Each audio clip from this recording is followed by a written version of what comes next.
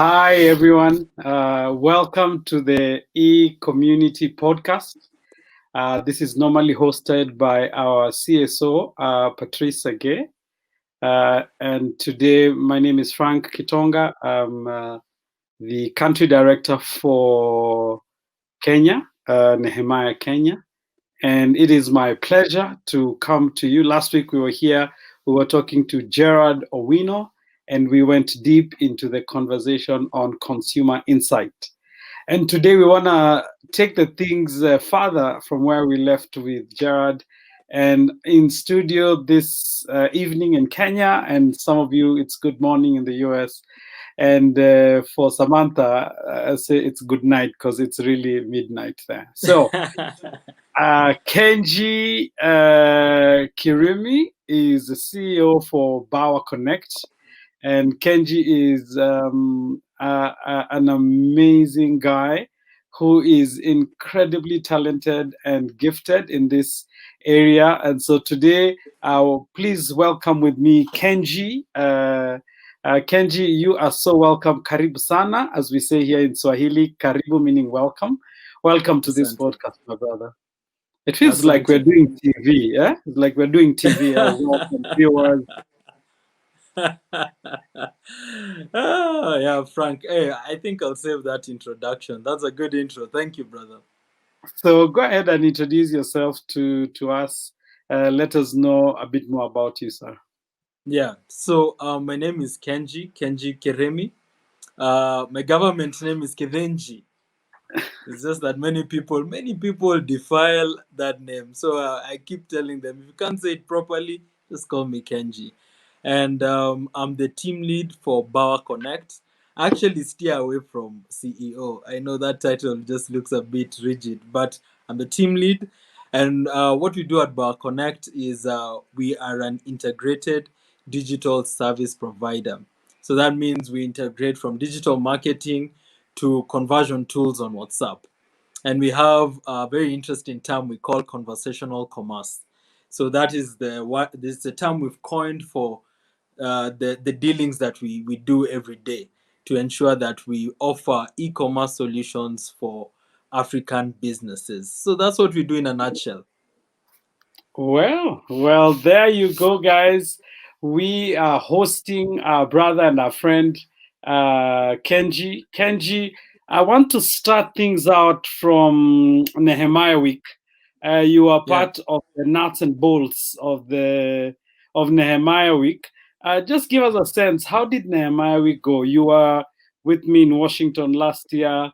You are competing. We're going to talk a bit about that today.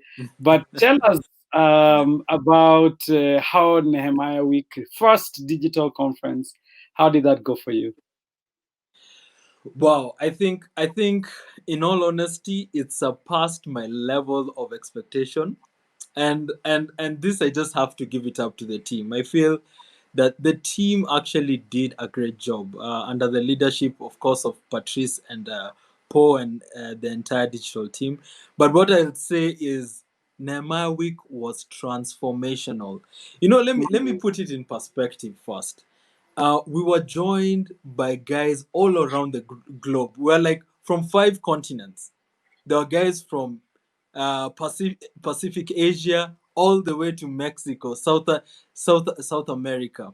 So for me, in my mind, I just looked at the whole idea of globalization has become a real thing, where Mm, at the comfort of our houses, we're able to connect with people from different parts of the world. And mm, again, it was a business conference, so we got to do a lot of networking and also to learn and grow. There were very powerful speakers. I can tell you, I learned a thing or two. Yes, I was in the back end doing the kitchen work, but I can tell you, I still learned so much, so mm, much. It was mm. extremely powerful. And I'll tell, for those guys who actually missed the conference, it's digital. It was recorded. So Yeah, I'm sure that one way or the other, Nehemiah is going to be putting it out at a fee maybe, but something very small. I think yeah, it's worth your while. yeah. Yeah. There you go, guys. We're already beginning to get the juice. Just a quick one before we leave this conversation about the speaker. Yeah, You are a speaker, man. yeah. In Nehemiah week, how did that go? I mean, uh, talking like, how do you even prepare for five people from five different parts of the world? And I'm not talking about countries. I'm talking about continents. And you're Yeah. still able to be relevant. How did that go for you? Of course, it's a bit nerve wracking. I don't know. If you don't get the jitters before any presentation, then you're not normal. But I think what really helped again was the fact that one, there are translators. So even in the Zoom channels, if you're French, you're a French speaker, and I was presenting in English, Mm, there was a translator who would actually translate my whole presentation in French. So for me, I think it was aided by a lot of support from the team again. But I'll just say also as a speaker, you have to prepare. I had to study the audience. I changed my presentation the night before because wow.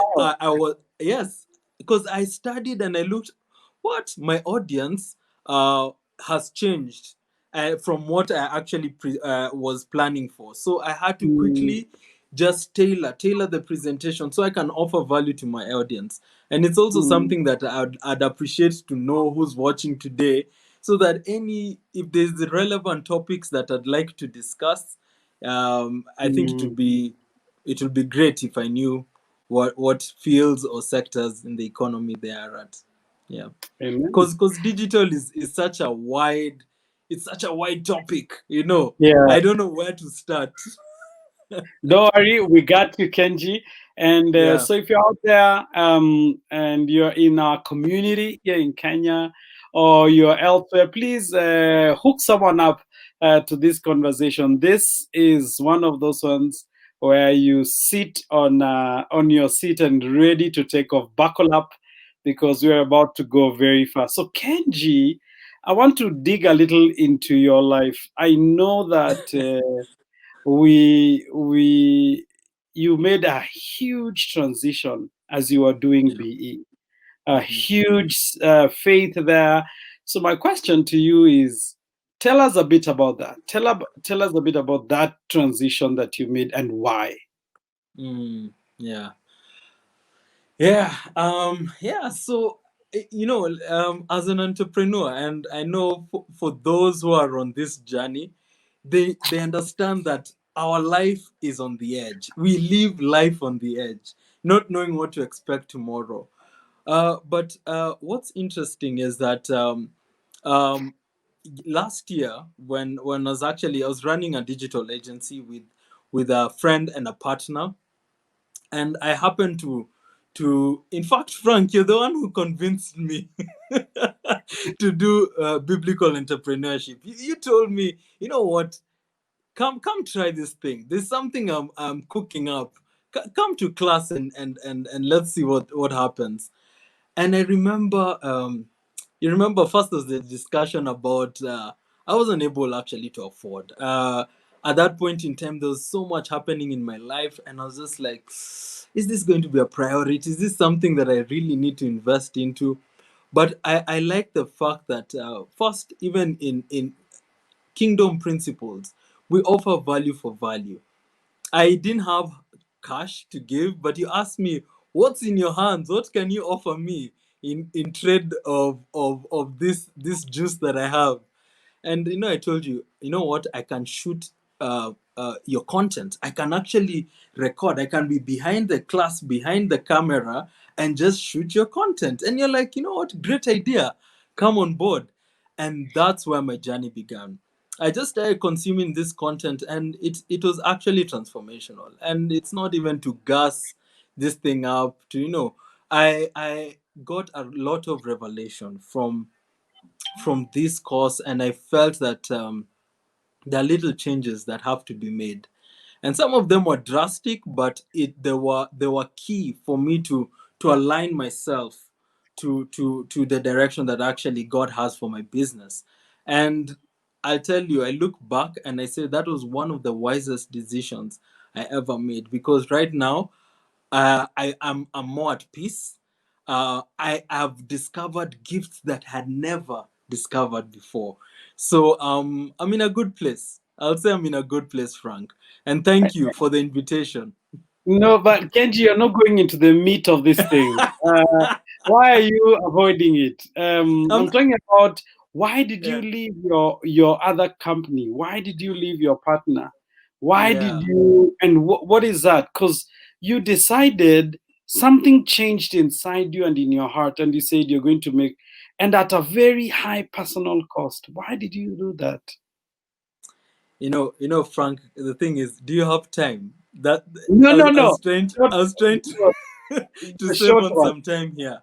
But Yes. you know what? Let me go into the details. So the first thing is that so my wife and I are also extremely uh, connected in the Mm, sense that we don't just do things for the sake. We actually internalize a lot of things that we pursue. Now, when going through this particular course, the biblical entrepreneurship, we felt very convicted that the business we're supposed to create is supposed to, one, sanitize the digital space. Now, being in content marketing, you come across a lot of businesses that are pushing agendas that some of them are not in line or aligned to your personal values. And for me, this really, it rubbed the wrong way.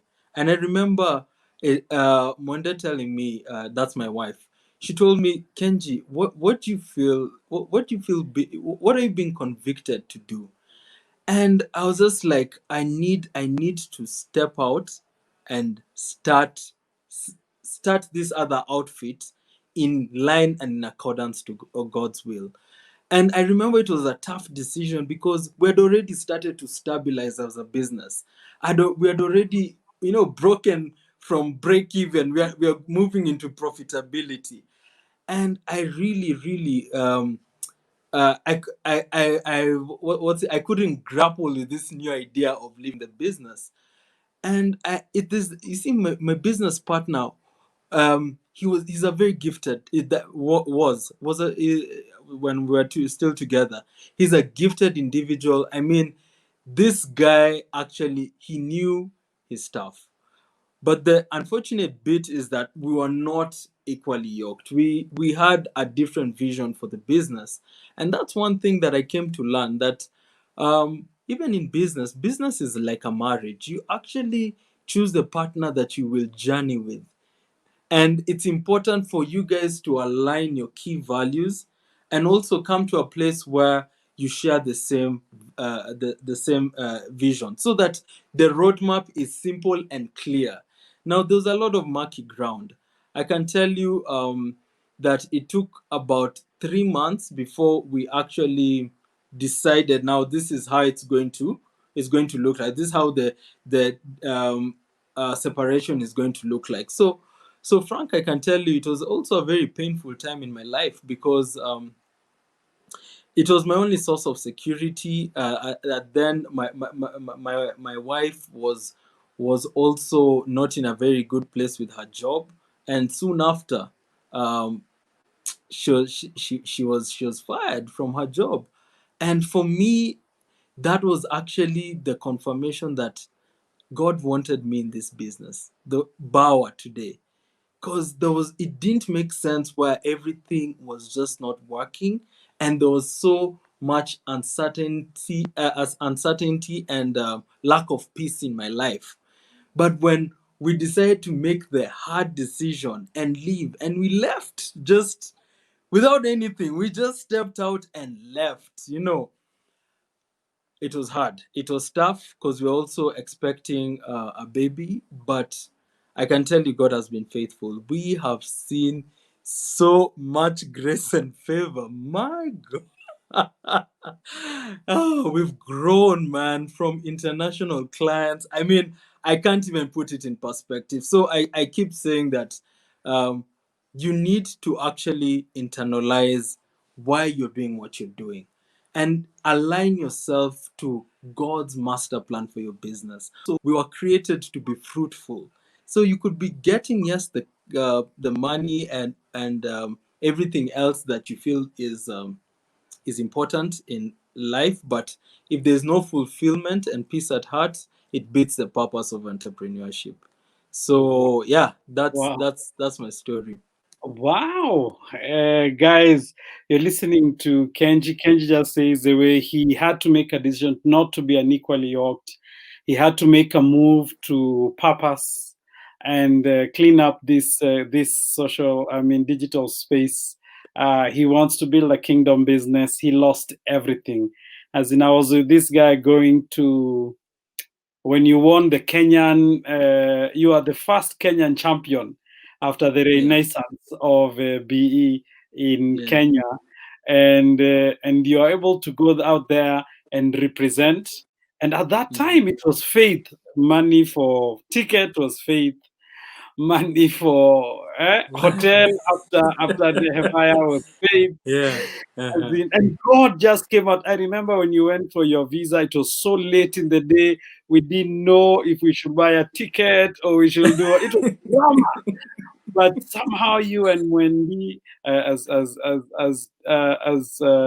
Patrice calls her, Yeah, got your visas and we were out there. There was just favor of this guy who mm, is unemployed and no mm. business. Your wife is pregnant, you have another baby, she's not working, but you are flying to Washington and you had a great Yep, time. That we was had just an favor. amazing time. Yes, that was An just favor amazing in time. my life. So, Yeah. guys, we are speaking with Kenji. Kenji is one of the BE graduates. In fact, the first class that I ever did here in Kenya. And Kenji, right now you say you are in, you have a global contract. Um, may I say, or do you want to say? Well, let me say. Let me be the one to say. Because as a proud coach, to be able to Yeah. produce a student who actually runs the digital strategy for Nehemiah globally. Is that correct to say that? Yes, yes. That's it. Imagine that. Yeah. Imagine that. Isn't that favor, man? That we It have a is. Kenyan brother who's running the digital space for Nehemiah. I don't even know how Patrice and the board made a decision like that. Such a huge risk, but when you came back from Washington, you came back with a contract signed. So congratulations to you. How does that feel to be able to do that? But then, Frank, it's very humbling, and that's why I keep going back to the reason why I Mm, do what I do. mm, It's it. The thing is, when God sets you out on a mission, He actually also gives you the provision. He gives you the skill. He gives mm, you everything that you need to mm, to move on. The I think the issue is that when you're stuck in a certain mindset, you can't break free from that mm, particular boundary. You only mm, see the opportunities that are around.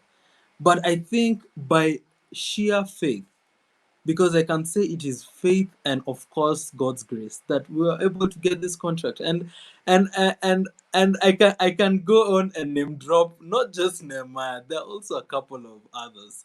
And for me, it's not even from a point of it's just to show that, look, I was just a regular guy doing what he needs to do, but I was on a mission, and I've been backed up by such an amazing and supporting wife. I'll tell you, she was just like, if you want, we go south, let's go. If this is the direction you're leading us, let's go. And let me tell you, we didn't turn back, and God has been faithful all through. So mm. it's very humbling. And that's what amazing about that story, and that's why I wanted to really highlight it. Why? Because of the risk you took to obey God, not to be unequally yoked. And look what God has done. As in, Kenji, congratulations. And Thank you. who better to talk to us about the digital space other than the person who runs the digital space for Nehemiah Project globally? So thank you very much for being here. Guys, I'm coming back to you to remind you can post your comments. And some of you just need to give Kenji a thumbs up for representing Kenya globally very Asante. well. So go ahead and just say kudos, our brother. We stand with you. We celebrate you. And as your coach, man, I want to say we celebrate you. God bless you, sir. And there you go, Linda.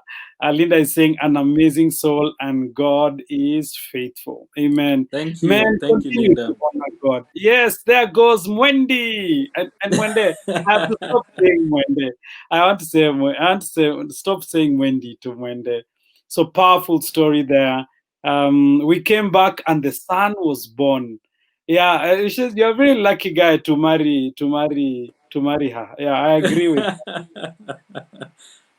So, Kenji, Yeah. we want to start into this digital space. Before we can go into the detail of it, why Mhm. don't you expound this space for us? What Mm. is this digital space? What does this even mean?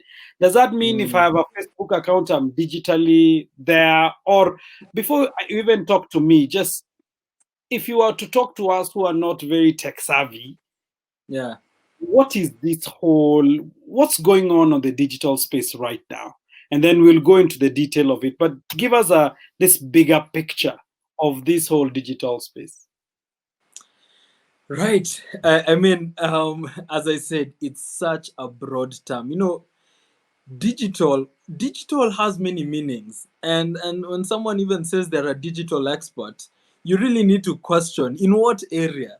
Yeah, Digital is so vast. I mean, you yeah. see, digital is it's just the use of technology to advance your operations or your services, and all Mm, this is just to create efficiency. If mm, technology is not creating efficiency and convenience and reliability for you, then it's not here to help you. It's supposed to be a tool. Many people think that technology or digital is going to miraculously change their business model. That's the lie. So we're here to dispel also a few of those myths. And the first thing is, it's a tool. It's like the way you'd go to a farm. If you go to a farm and you're used to using a djembe to do your harvest, now you're only coming with a combined harvester to get you more produce, with less effort. But if you're farming the wrong way, you'd create even 10 times more, let me say, negative results, or the outcome will not be favorable. So remember, technology is just but a tool. Now, if and I just want to be a bit more, because I understand that people's on different level. There are the older people who also look at digital. Oh my gosh, that is for the young people. That is for millennials. Are you a millennial? Then you understand technology, and also that is one of, I'll say, a cultural flaw that we need to dispel very quickly. mm, Technology is here for everyone. Right now, you see, COVID has accelerated this digital thing that it doesn't matter, young, old, white, black, male, female, you have been forced to understand these tools and use them for survival, because humans are it's a test of survival. So you can't tell you can't assume that these are just tools for certain people. And if I can just go and maybe I just want to make it a bit, I want to give an analogy, and I want to see. I just want to share something, and I don't know if you can see this, Frank. yeah, there it is. Before Oh, BC. you can. Fantastic. Now, hey, now look at me fumbling with technology. So the idea here is to understand where this technology is from. And let me give this example. So I use this example because many of us understand roads, and BC is the term that I have coined before corona. but most people understand it's before Christ. Now, if you understand the days before Christ, then we understand the Roman Empire was such a, let me say, the most technologically advanced civilization. And these guys came up with this, let me say, tool called a road. They built a road. But the emperor built this particular road. It wasn't for good. It was Mm, for dominance. This guy, mm, he was like, the Roman Empire is so vast, and I want to reach into the machinani, into the unaccessible areas of this empire. And so he thought, and he's like, my military is going to build the road so that we can travel quicker, faster, and we can reach those areas in an efficient way. But at the same time, this road was used even by Paul to spread the gospel. That's what mm, amuses me. That's what amuses me. That Frank, you remember we were having this chat about you know technology, Facebook. Some people are saying, "Oh, gee, who's the Antichrist coming up with all these theories?" Not because I don't want to discredit some things, but I'll tell you something. That all these are tools. It is just about how you use them. And today I can tell you that the new Roman road is the internet. It is the mm, infrastructure that has been laid down to connect us.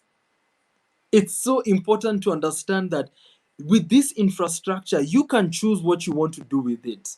In fact, I'll tell you, after what we now call AD, after digital, or now calls Corona, has come with this acceleration, we've seen that um, that the church physically, the people who used to congregate in a physical space have now been dispersed.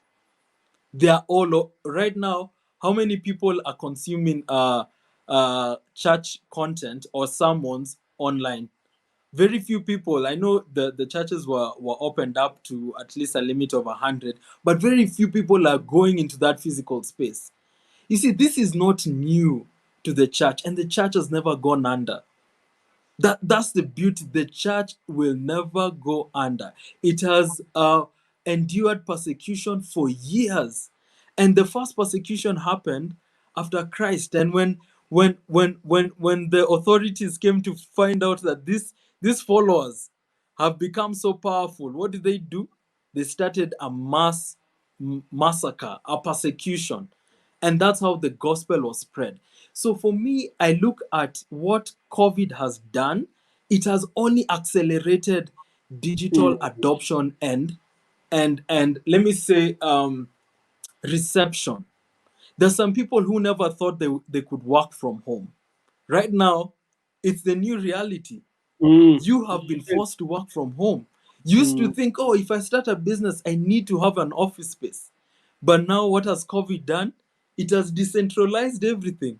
So now we're yeah. able to work from home and still deliver, right? There's some, and let me even say, I dare to say that there are some people, there's some, let me kind of pick on the church a bit. And Uh, and this is, Kenji, before you make we make it a monologue, I want you to pick on the church, but I just like the analogy of yeah, before and after. It's amazing the way you're showing where we are coming from, the building of the road, and our yeah, current road is the internet, is this digital space. So we've got to use it to spread what we have. So I'm gonna let you pick on the church a bit, and then now I want us to talk about that overall picture. What's going on right now digitally? right. So the thing is, we were very comfortable. The church was very comfortable in its structure, and I can tell you the thing about what COVID has done. It has shown us the loopholes in the system. It has shown us the loopholes in our business models, in our even in the church model, where there are a lot of middlemen, even in education. So the structure is like the middleman. We used to have to come to a structure, not to discredit what fellowship is, but to show you that we heavily relied on the structure to create value, The and that is building. not there. Yes, the building, yeah, not the building, the structure building. And if you look at education, it's the same way. We had highly regarded the building as the place where we meet to get an education, but you've seen clearly that has changed. If your education model has not changed either, then there's going to be a problem. We have to repurpose these structures or buildings, because right now people are not walking into your physical structures to get that service, but they're going online to get that particular service. So what am I trying to say? I'm just trying to say that what the internet has done, it has cut the middleman. It has given us direct access to our consumers, which is a huge blessing. And people should look at it as it actually has cut a lot of costs. Like for me, I used to have an office. Now I'm working from home and have a remote team of 7. At that time, I used to have to think about rent, of course, office supplies, etc. Now I don't. I use that money to create more value in another area of function of the business. So we should always look at it as a blessing. Before we go to the next question, could you quickly show this slide on the populations, and then we want to go to discussing what are the opportunities, what do we really do, what are some of those strategic things we can do right now. Okay. You can see some comments there. Stephen Murray, the one thing COVID pandemic will do is to accelerate and to upscale. Yeah, you can Yep. see that, and to upscale the digital space on commerce, right from small and global business. The topic is timely. So there you see Stephen already giving us heads up there on what's going on. Thank you very much, Wanyonyi. Masi say kudos, and there goes your client Zipporah Mbula says, I love that it's just a tool. It's about how to use it. Yes. Yeah. So did you get that slide? Otherwise, we could move, because I want us to build now some strategies. Um. Yeah. There you go. The next one actually. Is it the The one- numbers? yes, this one. This one. A bit of numbers of what the digital space feels like. Yeah. Go ahead.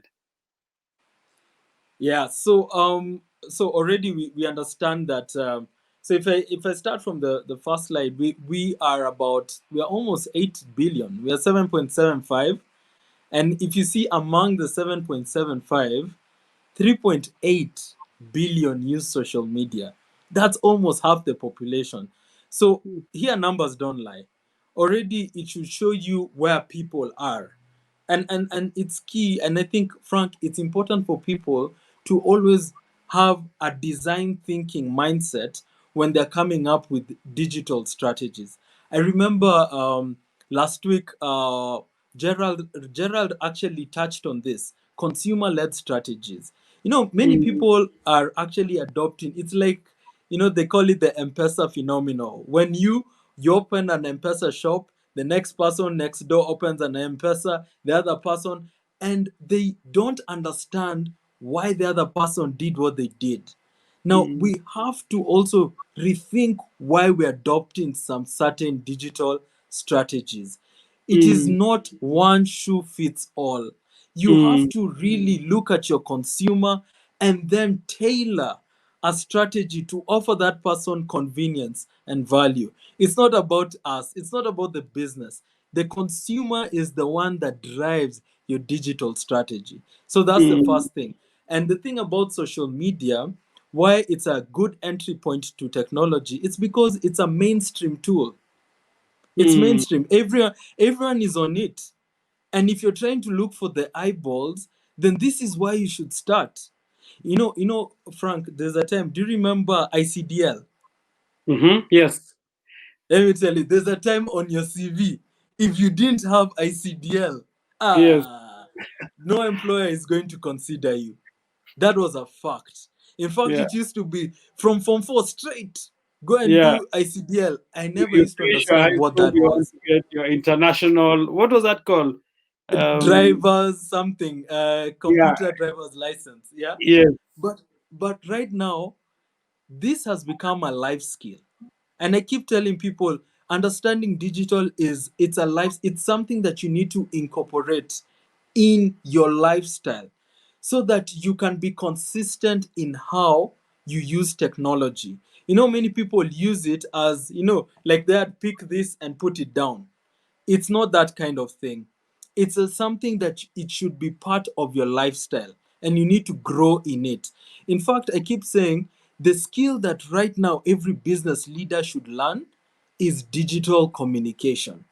If there's Wow. one thing I loved about Bob Collymore, is because that guy, he used to take his phone, at the M-Pesa is down, he would take his phone and do a quick video telling Kenyans, apologies, Safaricom network is down, but give it a few days, it will be up. I remember seeing his videos, his tweets, and that changed the game. Consumers felt more connected to the brand because of one person. Wow, wow. Did you hear that, guys, ladies and gentlemen?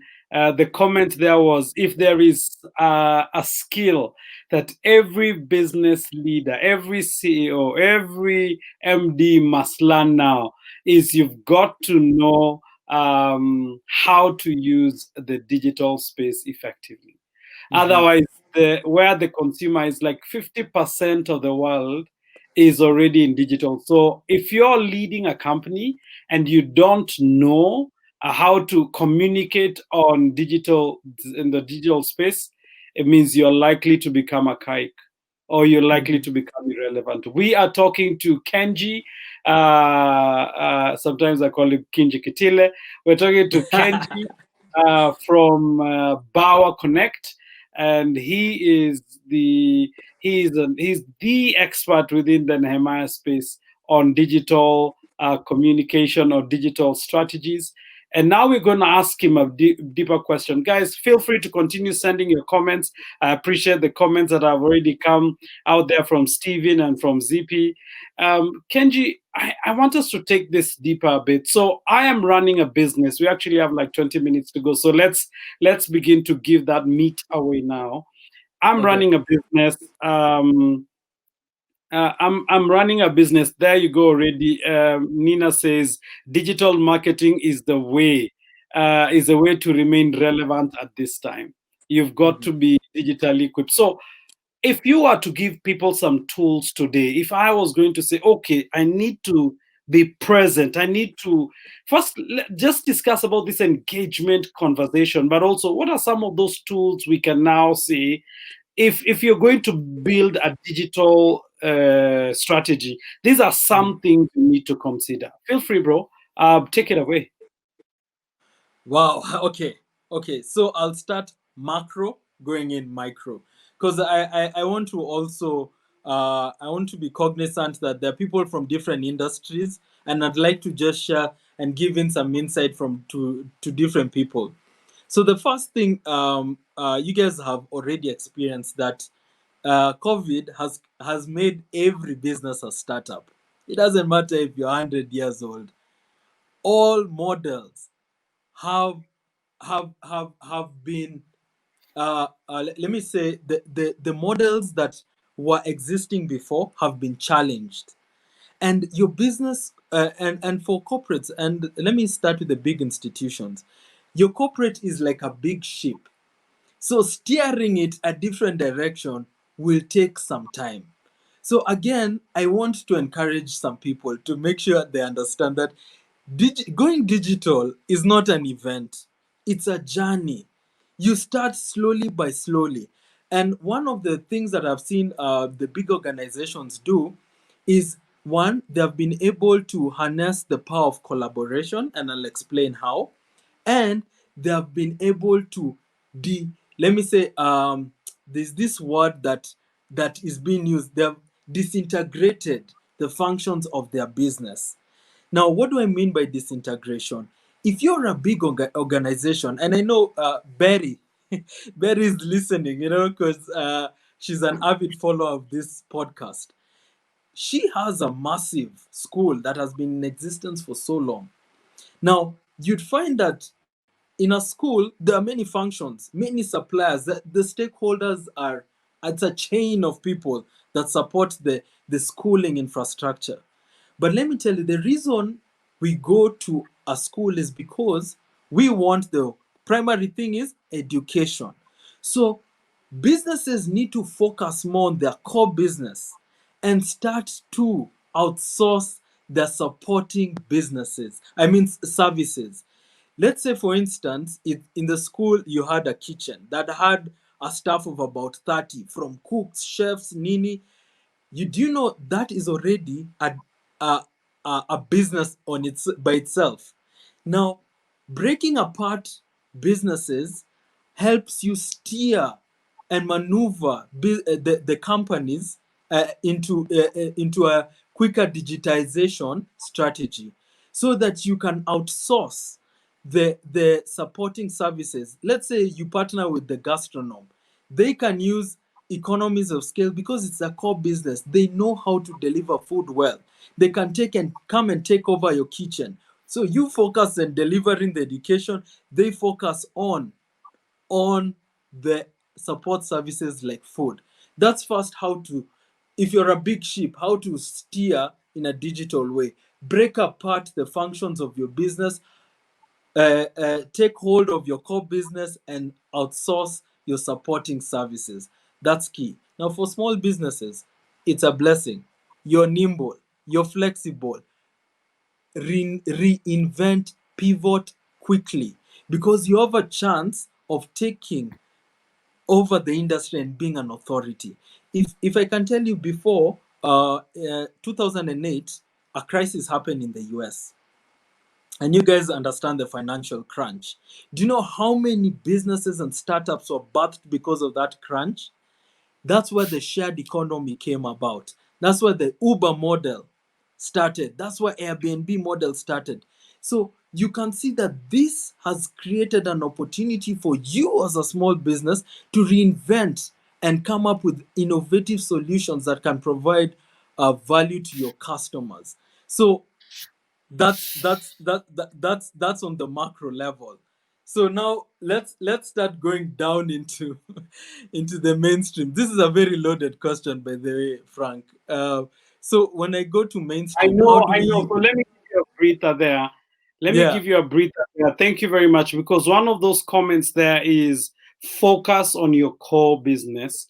And then when you're clear what you're supposed to be doing, then that's what you're saying, then focus there. I like what you've just said there.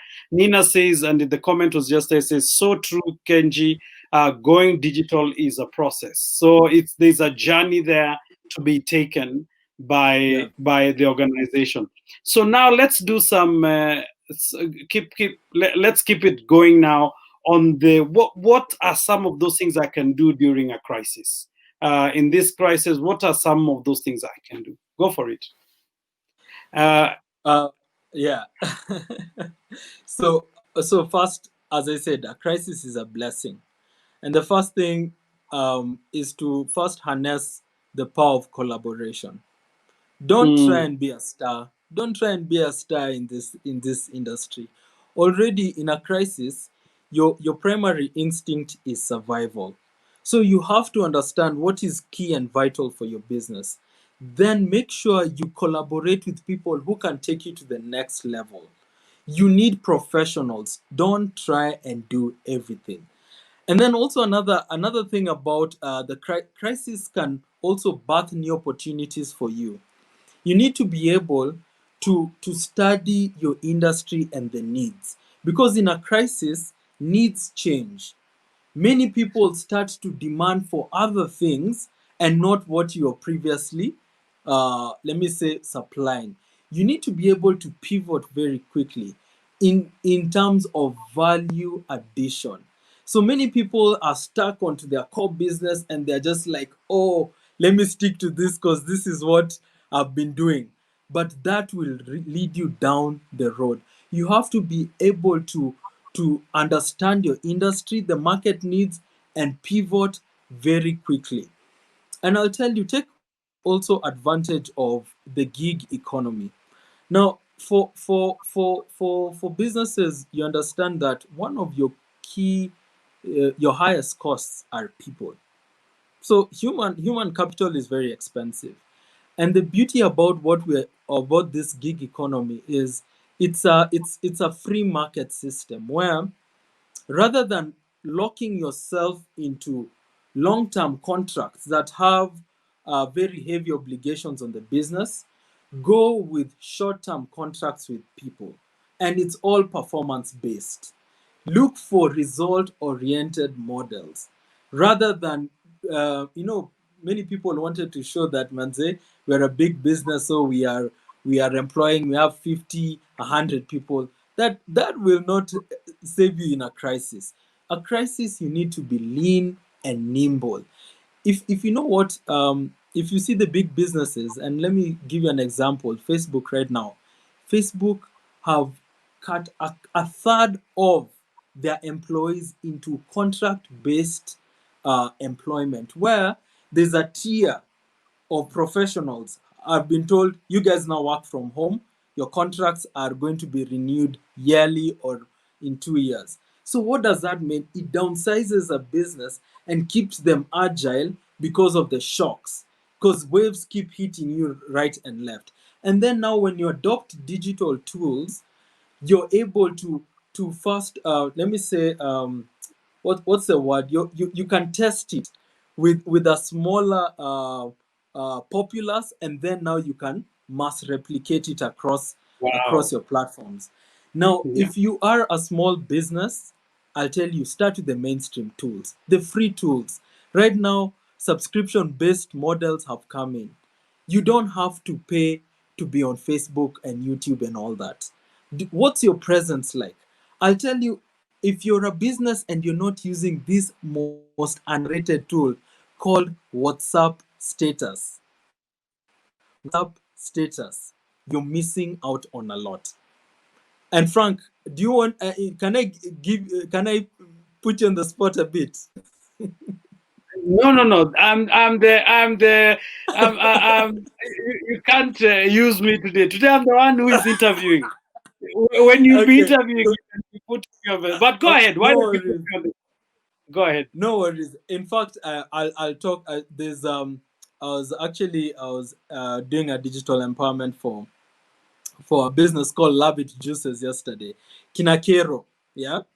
And I was telling them, as a small business, um, uh, you have to think of yourself as a media house. Mm. A lot of people used to, you still go to the paper to put your ad, you put it on TVC commercial, and yet you have the internet, which gives you direct access to your consumer. The first thing when you're moving into the social media space, because now social media is one of the tools to digitize. Use simple tools like WhatsApp Business. So, WhatsApp Business has given you so many functionalities within the platform that can help you have a greetings message so you stay professional. You can have a welcome message that personalizes, what's it called, the greetings message to your consumer or to your customer. Those small things make a difference in your business. It looks very small, but it makes a difference. And I keep telling the guys that, at least that I come into contact with, stop thinking huge, start small. You see, if you think of content is what we call, content is the lifeblood of digital. And Frank, you're my Pause, business coach. pause, pause, pause. Say that statement again. Content is the Content, lifeblood. yes, content is the lifeblood of digital. You Wow. cannot be digitally present if you have no content. I repeat, you cannot be digitally present without content. Now, you see, this is just what I'm saying. See, Frank, you're my coach, and you keep telling us to look at our numbers. Why? Because you Yes. have to know your cash flows in and out to know whether you're in business or you're running a charity. That's as simple as it is. And in digital, it's the same principle. You see, content, if you don't have any content out on any of these mainstream platforms, Facebook, LinkedIn, Twitter, Instagram, now we have TikTok, etc., or as simple as WhatsApp, you are non-existent. Your business is non-existent. Why? I have a question. Because What yeah. what do you mean by content? So that we just make sure we get it. What is content? So content is it's any form of written, video, photo formats that drive a business agenda. Okay? So so you can talk about, so this means you can write a piece about your business, and that can be in form of an article, or you can have a website. It's just a written piece about your business. But what are you doing? You are present online. You can use photos. If you're not someone who who's very maybe confident in front of the camera or does a lot of writing, you can just take a photo of your business and just put it online. That gives you some presence. Or the most powerful tool is video. Video format is the most powerful form of content. Now, why video? Because video is hugely, let me say, a huge audience is receptive to video format. Now, I keep telling people, document versus create. Okay, so what am I saying about content? If you think about content in a form of, I need to create content for online, what happens? You get into a bubble. You get stuck in trying to create something for your audience. If you document, it's easier because it becomes a lifestyle, and you can document different things. You can document people, process, product, people, process, or product. And I was talking about Love It Juices. So Love It Juices, they're in the juice space, and she sells juices in Nyayo Estate. Nyayo Estate has about 4,000 units. Already that's an ecosystem of business. If she used word of mouth and telling people, hey guys, I sell juice, how many people can she reach? Just think about it. Or if she went dishing flyers, she does a flyer, she goes every door. How many people actually keep flyers in their homes? People, in fact, you give me a flyer today, I'll be looking for the next bin to toss it, because I don't either leave it in the car or walk around with it. And that's the reality. But we are spending, on average, 3 to 4 hours on social media. 3 to 4 hours of your day on social media. Why can't you be present on those platforms to give? And this will give your business awareness and visibility.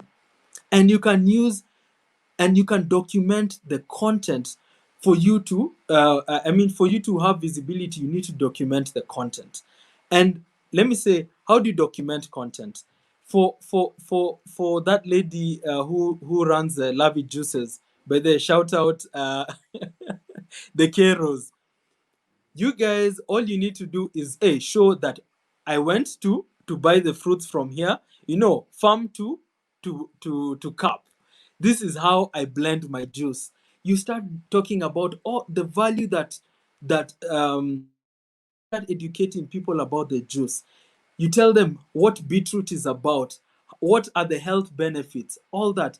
You're not focusing so much on selling, but storytelling. That's also another bit of creating content. When you focus on documenting your day, that makes it easier for you. When you focus on storytelling, that makes it more engaging. People have their walls up when you're directly selling to them. So if I Very good. come and tell you, if I I come and actually tell you, want you to Frank, pause that there. I want you to pause that there because you say it very well. You says focus on relationships, yeah, not on sales. Of course, hmm, look at your sales, look at your numbers, but focus on relationships, build engagement, and then use that to make a sale. Talk a bit about that because you are just going into it, but I wanted us to crystallize it a bit so that now you understand when you're documenting and you're putting that, you're not telling somebody, this is biblical entrepreneurship, buy.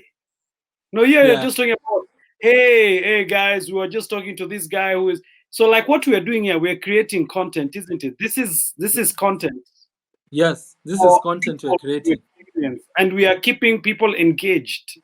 Yes. So go ahead. And we are now almost getting to the end of this. I got a couple of questions for you, but keep going. Yeah. So the first thing is we are so used to selling directly.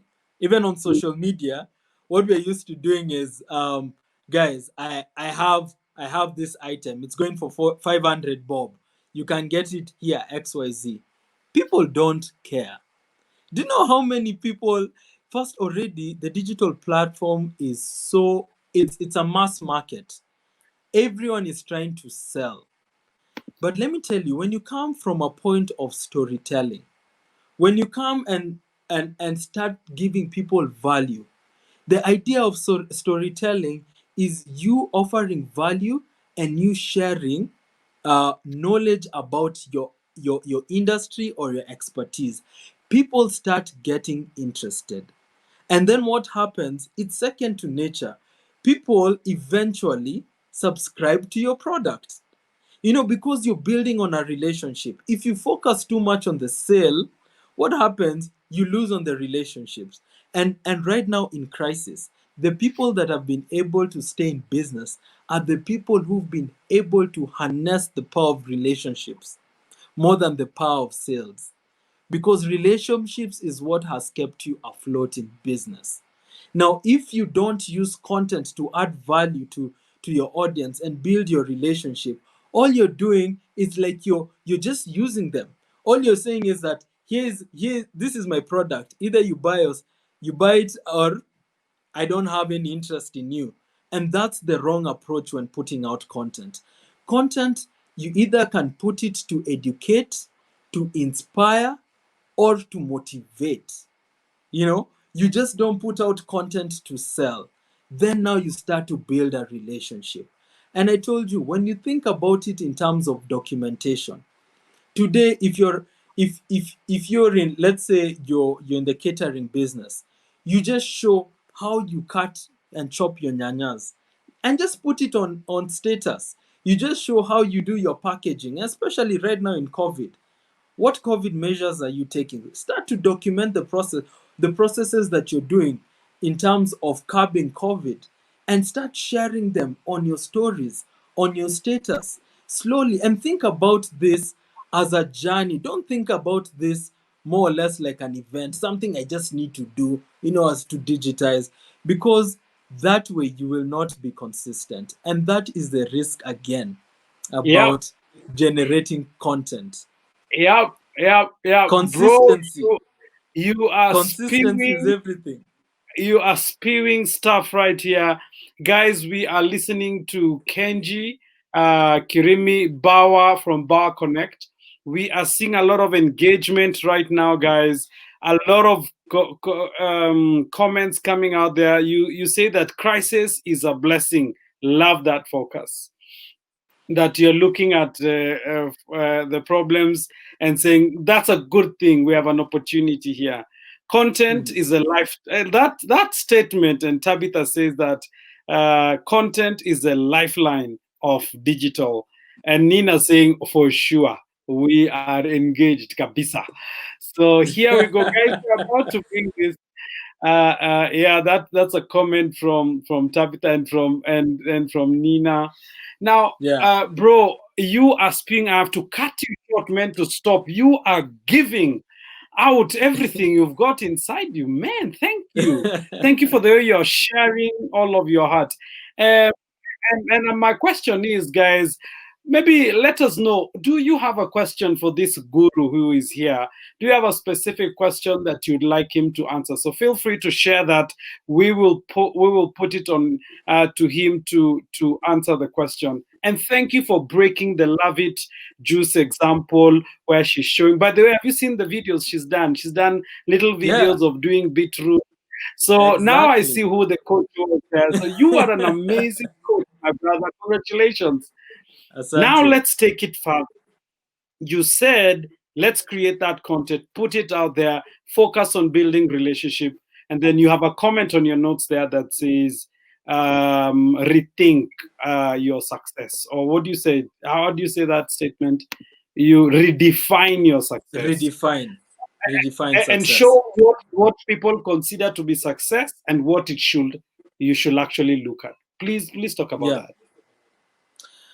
that. Now the thing about redefining success is different for different people. What's the word? It's subjective. Is that the word? Yeah, Because yes. what yes, it means different for different people. The idea and the end goal when you're creating content and when you're digitizing, it's for you to be able, it's supposed to drive you to your mission.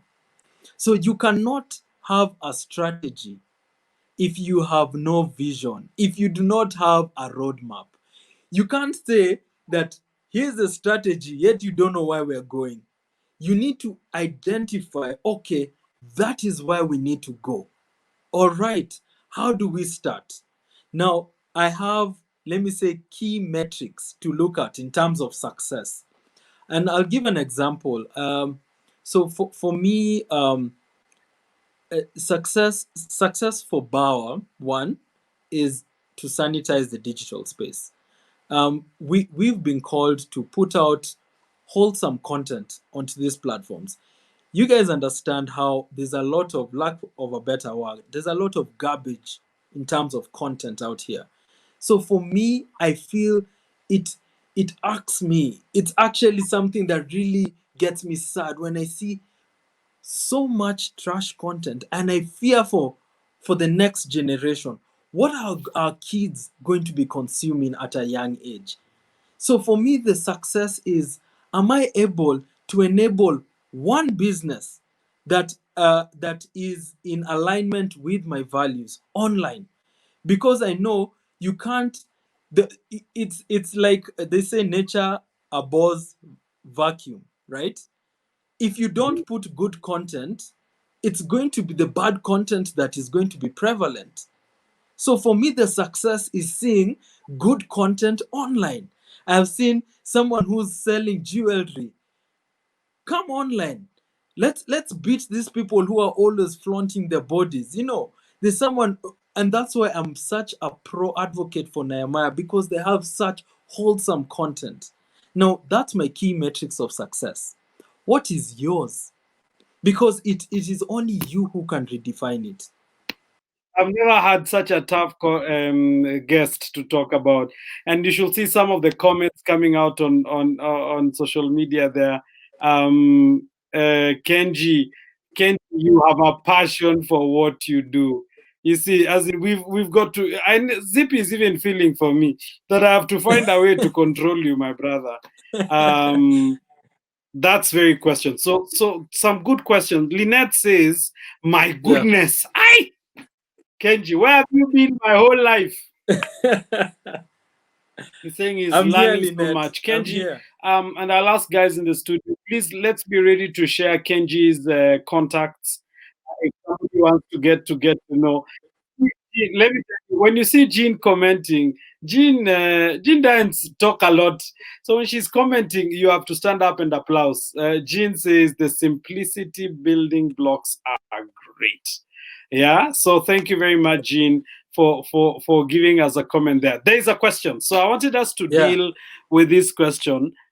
Which Tabitha is asking. So okay, so I'm out there, I'm creating content, I have my metrics, it's set up. How do I monetize? How do Fine. I move my audience to engaging with me. So maybe we want to step back a bit and talk about engagement just a bit. By the way, bro, you can see the time. We're already behind. So I want you to go straight to the point. So Straight to go the ahead point. and answer, Tabitha. And keep the question there so that as he answers it, we are sure we are getting the right answer. So go for it. Right. So Tabitha, the first thing is on digital mirrors it's very similar to the sales funnel Can you hear that me, we usually Kenji? Please go apply. ahead. We're waiting for you. It's like you're behind a bit. Yes, can you hear me? Can you hear me now? Kenji, Yes. Jeez, go man. ahead and answer the question. Yeah. So I just hope I am you can hear me. Frank, Um, are you sure it's not your internet? Let me just proceed because I think my internet is good. So Tabitha, this is what I was saying. The first thing is the digital conversion cycle looks like this. It's an inverted funnel. It starts with awareness, it moves to engagement, then conversion. So your question is, how do you move people from engagement to conversion? That's a very good question. So now remember, also social media. Let me use social media because I can't use all these digital tools. Social media is an art and it's a science. So the art is in how you do this. How do you put out the content? The science is in the way you get people to consume your content. Now the platforms are key. If you have started putting out content and you're getting engagement, you need to use call to actions. Call to action buttons help you convert. So some people use link clicks, which means that you've put this content on social media and look at it in terms of trading. I've taken my time to educate you, and Tabitha, I'd love to know what you do. Let's say you're a consultant. I've taken time to to give you information about this industry. You've engaged with me on social media. You I need to have a call to action button where you can move down into WhatsApp. And I think WhatsApp is the best tool for conversion. Why? Because it creates personalization. When I'm able to talk to you in person, then now I can he's start gone earning quiet. your trust. No, he shouldn't. Right? Sorry. Oh, sorry. So I was saying that it goes down into WhatsApp. Then now you look at that as a lead for conversion. Then now you start to engage them personally and ask them some of their needs. Listen to their needs, address their needs. If you have an open platform where you want conversion immediately, for instance, there are content creators like artists. Like if you're a musician, put in a tip jar, put in something they call a love jar, M-Pesa number on the bottom of the screen. You see, all those are call to actions that can help you monetize. They can help you directly earn from your consumer. Think about cutting off the middleman, and the middleman could be different things for different people. So look who's the middleman in your business, cut them off, go directly to your consumer, and offer them a call to action to be able to funnel in your leads into a conversion. Frank, I'm trying to do this in record speed because we've gone over time. Yes, and I want to close us now. Team, I'd like us to share Kenji's contacts. Um, I don't know, Tabitha, was the question answered? Because I think he over-delivered on the question. There you go. Thank you. I think, wow, call to action, link clicks, love that. Yeah, so Tabitha is very happy with the answer. Thank you very much, Tabi. Was there another question? So very good. This is what is engagement. I like that we're talking about it and it's there. So guys, that is the Kenji's contacts here for Bauer Connect. and that's his number. So please, 0722 for you that is in Kenya, 254, and then 0722 805 663. So I think they've left that 07. I mean the 7 there. And you can get Kenjie at bawa.co.ke, and you will be able to. Kenjie is very happy to even first come and see your business, understand your business. And Tabi, Kenjie asked what business you're in. Kenjie, I can tell you that's a long answer. Tabi is in a lot of businesses. Okay. Among many, she's in education as well, and very active in that space. Lucy Karaoke, this has been fantastic. I have been encouraged and inspired towards a new direction. I don't know, guys, did you see the comment earlier from the book of Daniel that was shared? There was a comment earlier that there was an encouragement to that this digital space was seen in the days of Daniel, and we need to use it. So very quickly, we are also offering you BSA. You have been in BSA, Kenjie. Could you quickly just talk about what this last about almost a year of being coached by Patrice, what this has really meant, and pick an actual example of something it really, really helped you. What does coaching mean to you? Yeah. So, so the first thing, one thing I've come to really appreciate about even learning from Americans, that these guys have coaches for everything. They have a fitness coach, nutrition coach, business coach, life coach. Coaches are everything. And why do they invest in coaches? This is the thing, what the value that I've gotten from coaching is that people have moved ahead of you. You're not the first person to walk that journey. Why do you want to repeat the same mistakes? Why? You want to get to your destination quicker, don't you? That is one of the shortcuts to use. It's not mentoring as a business. Coaching is very different. It is, they work with you in developing your models, depending on whatever stage of business you are. From a startup, if you're in profitability, or you want to move even into sustainability or scalability, they can work with you through each and every stage. Now I'll tell you, because I actually, I'm a startup, but we are tipping over into break even, and for us, what the coaches helped me realize first is partnership engagements. Do you know the first thing is, it looks very simple, but the way you set up your business is a system. If you do not set it up, set the foundation right, everything will come very loosely. Everything you build on becomes very loose. So giving your business a strong and firm foundation is critical. So for me, the one thing that I've benefited from them is, one, they've helped me establish the proper relationships that I need.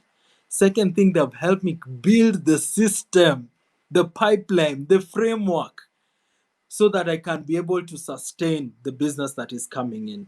And that has been Very, crucial and critical for me. And thank very you, good. Frank, you've been an amazing coach, man. I can tell even what we pay for. You need to be doubling it. If people understood the value that you offer, oh gosh. So thank you very much. So we have shared the link there, guys. If you'd like to be part of this coaching, or you just want to talk to us, what is in the coaching, how you want to do it, please feel free to catch up with us as well. Or you can, if you'd like to know more about Bawa, you can catch up with Kenjie on the contacts. The last point, please, you can go ahead and put my contacts there as well. If you're interested to do biblical entrepreneurship, we have a course starting on the 9th of September every Tuesday. And by the way, Kenjie, the registrations are going fantastic. Every event we have done, we have really converted. We are like at 80%, and we are waiting Nice. to close. So, guys, unfortunately, our classes, we don't do too many people, we don't do 50 students, because we focus on giving you coaching value. So the link is available. Please go ahead and click that, and welcome to Biblical Entrepreneurship. We've come to the end of today. We have engaged deeply with our guest, and you agree with me. I saw a statement there from Nina saying, "Thanks, Frank and Kenjie." And we always see our names first. Thanks, Kenjie and Frank. Great insights there. So thank you Yeah. very much, Nina. Karibu. One wonderful session from Tabitha. She's found this very inspirational and informative. Zippy as well. Great insights tonight. Kenjie Kirimi and Frank Kitonga, fantastic. And yours truly, Ruth Kyoko says, why coaching? To not repeat mistakes that coaches have already done. Oh my God.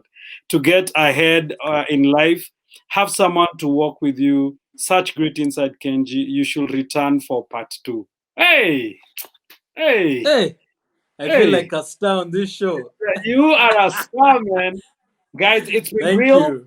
It's been real. Thank We you. have enjoyed you very much. Thank you for keeping us engaged today. And God bless you. We believe that this has been incredibly wonderful. We'll see you next Friday on this platform. Adios. Bye bye. And thank you, Kenji. Asante. God bless you, sir. Bye bye. Thank you.